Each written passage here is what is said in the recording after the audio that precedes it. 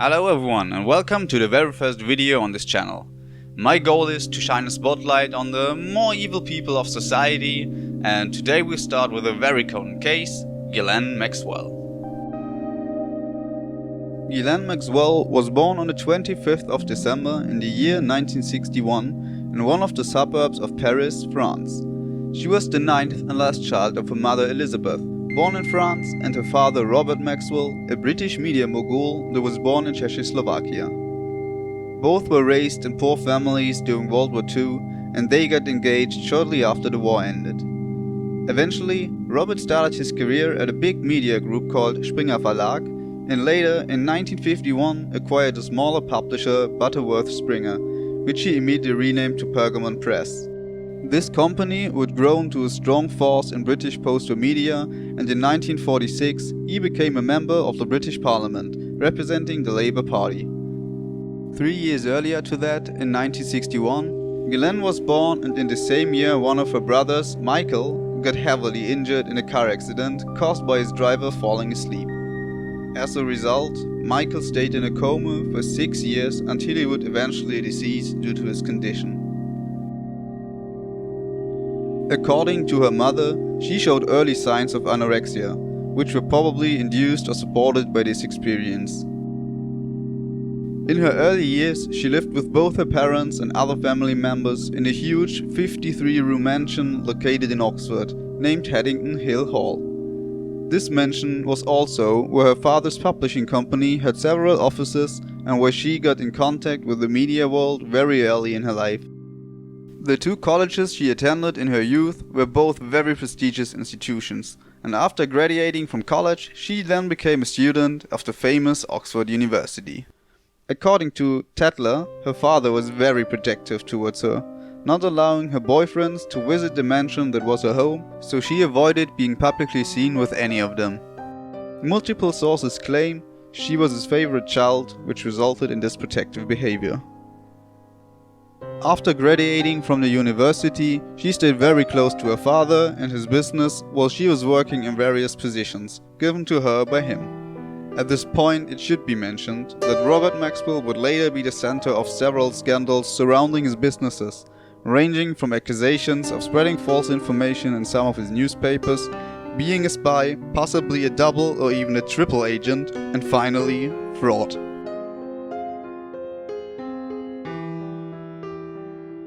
It's unclear how much she knew about her father's action and how deep she was involved in them. But looking at all the positions she has been put in by her father, it shouldn't be surprising to anyone that she knew about a few of his activities. She would later clearly follow in his footsteps, copying parts of her father's criminal behavior and hiding when being accused of a crime. During the 1980s, she reportedly spent a huge amount of her life aboard a yacht owned by Robert called Lady Ghislaine, working in various businesses and making connections in the London social scene and international media world. On the 5th of November in 1990, she flew to New York, where she delivered an envelope on her father's behalf. Later it became known that this envelope was part of a plot initiated by her father to steal $200 million from another company called Berlitz Corporation. According to the Sunday Times, Ghislaine was not aware of the content of this envelope. The following year, 1991, her father was found dead, his body floating in the waters close to the Canary Islands, where the Lady Ghislaine was located at the time.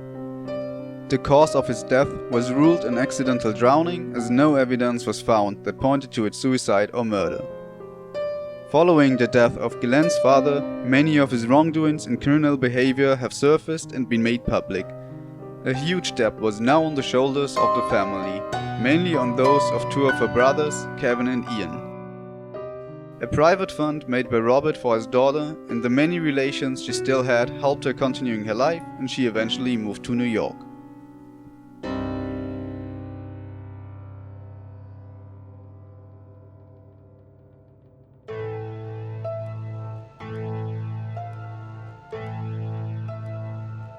Somewhere in the early 90s, Maxwell and Epstein met for the first time at a party in New York after a pretty short-lived relationship between Ghislaine and Gianfranco Mozzoni, according to the Times.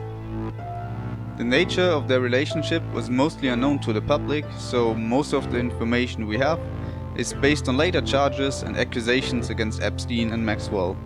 So here's what we know and what we don't know. Shortly after their first meeting, Ghislaine and Jeffrey came close to each other, which would spark a romantic relationship between them that lasted for several years. In addition to this, the two would be in close contact over the following decades, as you know from many visits to parties, meetings with many other famous people, and a lot of financial support from Epstein. In this time, as you all probably know already, Epstein and Maxwell allegedly engaged in a multitude of crimes, in which Ghislaine is said to have had a major role in enabling those crimes. The accusations include, but don't end with, child trafficking, procuring for prostitution of underage girls, engaging in sexual acts with underage girls, paying hush money to alleged victims. The full list of charges against both of them is pretty long, and in many cases they sadly apply to more than one victim. The first allegation started in the year 2005 when a woman contacted Florida's Palm Beach department. She told them that an older girl had convinced her then 14-year-old stepdaughter to follow her to Epstein's mansion, where they allegedly offered her money for stripping in front of Jeffrey and giving him a massage. As compensation for her services, she was handed $300 and left the situation only wearing underwear. So this sparked a lengthy investigation over the next year. At first, only the police was involved, but when the Palm Beach police chief publicly questioned the integrity of the state prosecutor Barry Krischer, the FBI got involved as well. They interviewed at least 5 alleged victims and 70 more witnesses and searched Epstein's mansion. And what they found was a little bit incriminating. A good amount of pictures that showed of girls, many of them underaged, as young as 14 years old. Pinhole cameras scattered throughout the house, mainly in bedrooms and bathrooms. And finally, receipts from Amazon for books titled SM-101, A Realistic Introduction. Slavecraft, Roadmaps for Erotic Servitude, Principles, Skills and Tools, and Training with Myth Abernathy, a workbook for erotic slaves and their owners.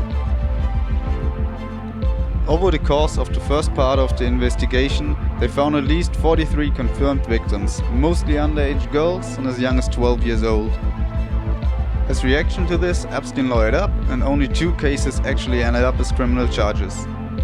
Building up a lot of pressure on the police involved, Epstein escaped without any federal charges and agreed to a plea deal.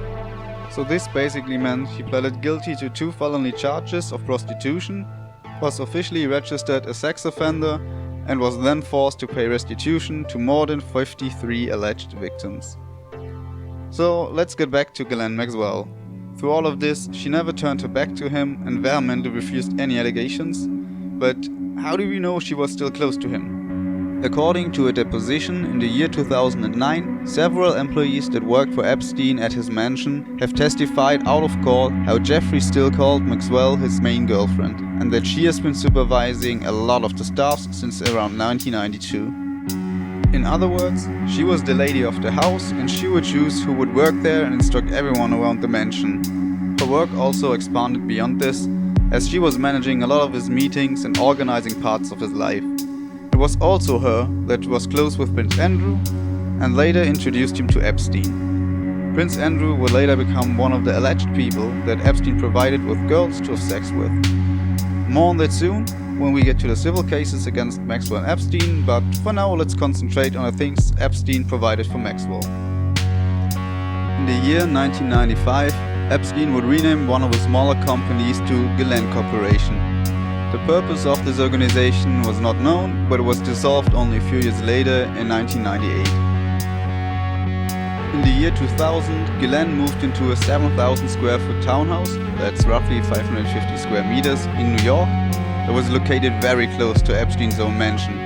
It's important to note here that this townhouse was purchased for almost $5 million by an anonymous company with an address that matches one of Epstein's company addresses, and that the buyer was Darren Indyke, a lawyer that would be considered as his main lawyer.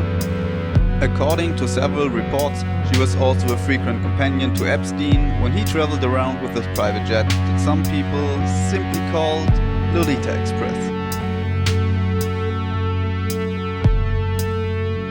After his conviction in 2008, the two seemed to have parted ways, as they were not longer seen in public together.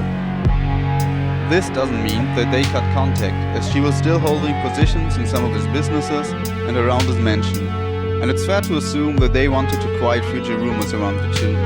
So let's fast forward to 2015. This year would become the year where the more serious allegations became known, as yet another civil case against both of them came up. Until this point, all charges were directed at Epstein, but this was about to change. By the end of the year, Maxwell retreated from almost all social functions. So let's dive into the juicy stuff now and shortly talk about each single case that has been brought up against her.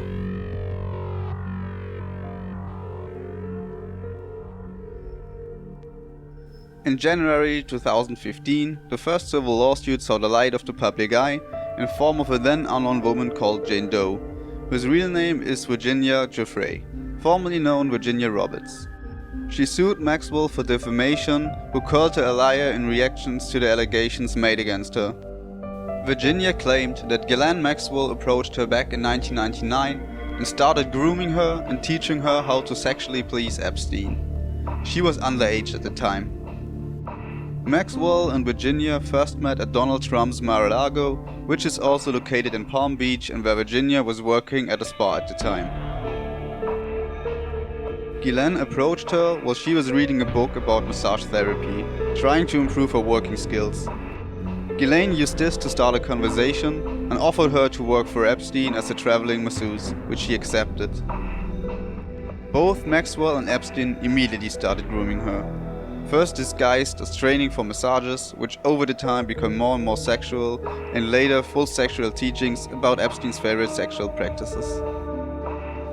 In the following 2 years, according to Jeffrey, she traveled between Epstein's mansions and other properties, also including Epstein's island, Little St. James. In multiple instances, she was also told to provide massages and sexual services to various individuals, which were all business affiliates with Jeffrey Epstein. One of those was Prince Andrew, the third child of Queen Elizabeth II and Prince Philip, Duke of Edinburgh. Others include hedge fund manager Glenn Dubin, worth more than $1 billion at the time, attorney Alan Dershowitz, who also acted as Epstein's lawyer at times, and politician Bill Richardson. In late 2002, Virginia was sent to Thailand to attend the International Training Massage School, to return later after she finished her training. While she was in Thailand, she met her future husband Robert Jeffrey, who helped her cutting ties to Epstein and Maxwell. She spent the coming years with her husband in Australia. After she was approached by police in 2005, she opened up to them, helping them by telling her story and keeping the investigations against Epstein rolling. The civil case made in 2005 against Maxwell for defamation ended in her paying millions to Jeffrey. Around 2 years later, in 2017, another accuser stepped into the spotlight. Her name was Sarah Ransom, and her story was similar to Virginia's story. She claimed that Epstein and Maxwell offered her to work for them, providing massages to Epstein. When she refused the demands of sexual activities, she was allegedly threatened with physical harm, preventing her from making further steps in her career. This case was settled under unknown conditions, but probably also involved payments in her favor. It was around this time that Ghislaine completely stopped making any appearances, and even her lawyers claimed to not know where she was. This would continue until 2020, but let's talk about that later. The investigations and accusations did not stop though. Another 2 to 3 years later, multiple women came forward accusing Maxwell and Epstein of criminal behavior regarding sex trafficking, grooming, and procuring prostitution, in some cases involving minors. Every accusation was very similar in the way that Maxwell and Epstein allegedly approached and procured these women. While each of the victims surely has their very own story, I want to focus on 2 accusers in particular who were sisters. This is Maria Farmer. Farmer was born around 1969 and started her career in arts, graduating from a very prestigious school. She was introduced to Ghislaine Maxwell and Jeffrey Epstein at her graduation exhibition, where she was urged by her dean into selling one of her artworks to Epstein. Shortly after that, Maria and 3 other artists were invited to a paid trip, attending a dinner with Epstein, to find someone for a commissioned work. What sounds like a great opportunity for an upcoming artist, it turned out to be a really bad experience for at least 3 of the 4 attendants. One of them recalls by describing the diner as a test on how far will they go. Does this person have boundaries? While no commissioned work has been made after the dinner, Farmer, you guessed it, got offered a job by Maxwell to work for Epstein as art advisor. Her work soon shifted to that of a secretary, where she saw a lot of young women enter and leave the place, as well as some known personalities such as Donald and Ivana Trump, and Epstein's lawyer Alan Dershowitz.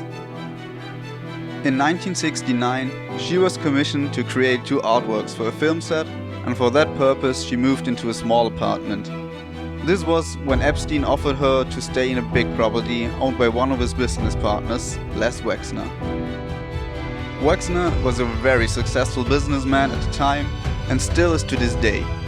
She accepted the offer, but on arrival she saw that the property was guarded by Wexner's armed security guard, and when she wanted to leave, the guards denied her that. After being held there, Maria Farmer first called a member of the Wexner family, and when that didn't work out, she informed her own family members. At around that time, Ghislaine Maxwell and Jeffrey Epstein also arrived at the property, and according to Farmer, they assaulted her that day, until she managed to escape and lock herself down. Only when her father arrived at the residence, after 12 horrible hours, she could finally leave. In the same year, she also learned that Maxwell and Epstein had contacted and successfully lured her then 16-year-old sister into one of Epstein's properties. Annie Farmer also claims to have been groped and harassed by both of them. Following these incidents, they reported their side of the story to the police, but little to nothing came from this. Another throwback occurred when their mother was interviewed by a writer for the Vanity Fair that was working on a publication about Epstein. Although she was giving them all the details and information they had, nothing of the stories about the Farmer sisters was part of the final article. According to speculation, the editor in place at the time was heavily pressured and probably bribed by Epstein. She also stated that in the following years, she received multiple threats by Maxwell and Epstein in order to keep her quiet, and they kept trying to undermine her career opportunities. All of this led to Maria leaving the art world in New York behind her. That was until she was contacted by Virginia Jeffrey's lawyer in 2016. He convinced her to join an effort against Epstein by providing him with everything she knew. After she was diagnosed with a brain tumor in 2019, she finally decided to speak out. And what followed was a sworn affidavit in a federal court and multiple public appearances for newspapers, and even a Netflix documentary where she shared her story. This is also where her story ends for now. But finally the stone was rolling, and after more than 2 decades the justice system wrapped his hands around Ghislaine Maxwell and Jeffrey Epstein. On the 6th of July 2019, he was arrested at the Teterboro Airport in New Jersey. The charges? Sex trafficking and sex trafficking conspiracy. Roughly a month later, on the 9th of August, the first batch of documents from the earlier suit of Virginia Jeffrey against Ghislaine Maxwell were unsealed. The next day, Jeffrey Epstein was found dead in a cell. The official ruling was suicide by hanging, and for this video, let's have it at that. Maxwell was still nowhere to be found, even though efforts were made. Finally, on July 2, 2020, she was arrested after being located by the FBI in Bradford, New Hampshire. She was charged with 6 federal crimes in total. These include enticement and conspiracy to entice minors to engage in illegal sex acts, the transport of minors with the same intent, and 2 counts of perjury. She was denied bail. Ghislaine Maxwell's trial is set to begin in roughly a year on the 12th of July in 2021.